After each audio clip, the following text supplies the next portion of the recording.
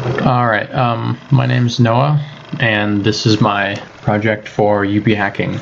So I'm a freshman, so this is my first ever entry in a hackathon. Also, there might be a bit of fan noise. I'll try and reduce that in post. So the first half of my presentation is just going to be this slideshow. I'll just discuss what my app is, and then in the last bit I'll just do a little demo of the app running. So my app is called COVID Tracker, and it is, as I've written here, an automatic contact tracer and transmission hotspot detector. And I'll get into what that means in just a bit. So first of all, why would I make something like this?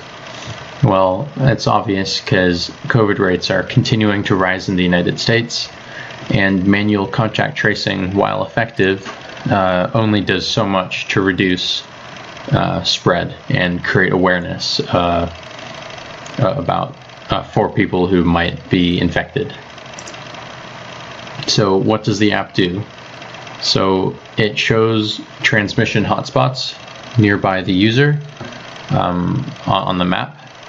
It communicates via Bluetooth with other nearby devices with the app installed for automatic contact tracing, and it saves locations of different places you visit.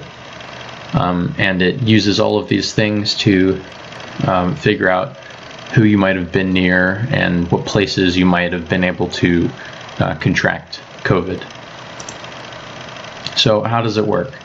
So it detects other nearby COVID tracker apps via Bluetooth, and it stores the IDs on the server.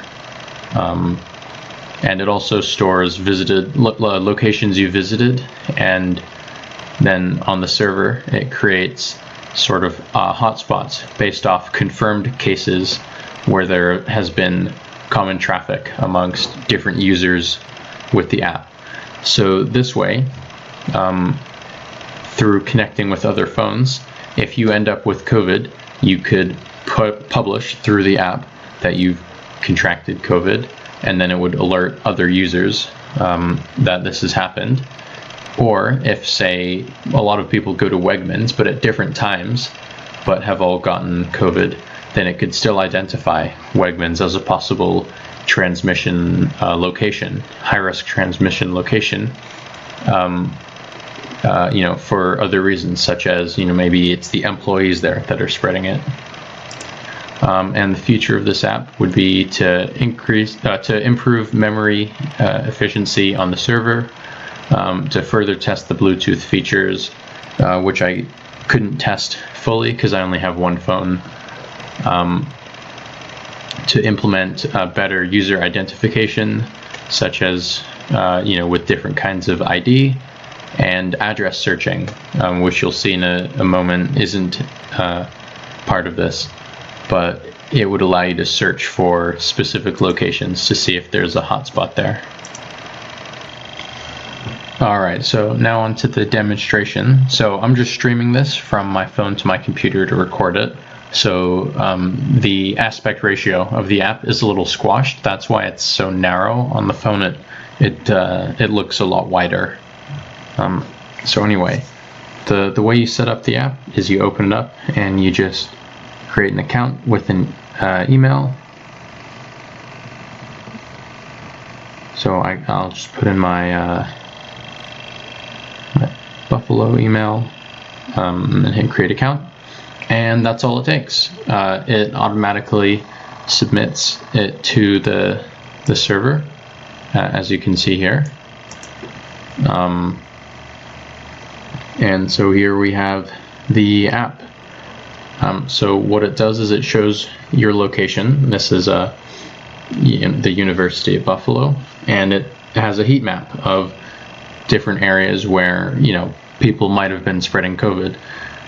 This data is all simulated, so it's not real, but it shows what the app might look like with real data. So there's heat maps. So say near Student Union by Starbucks, there are some different dots. So there's a warning message that can change based off how many people you've been near.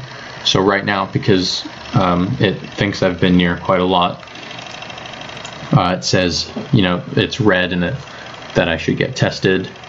And in the images in the dev post, there should be another one where it's yellow and it says that you're not as high risk.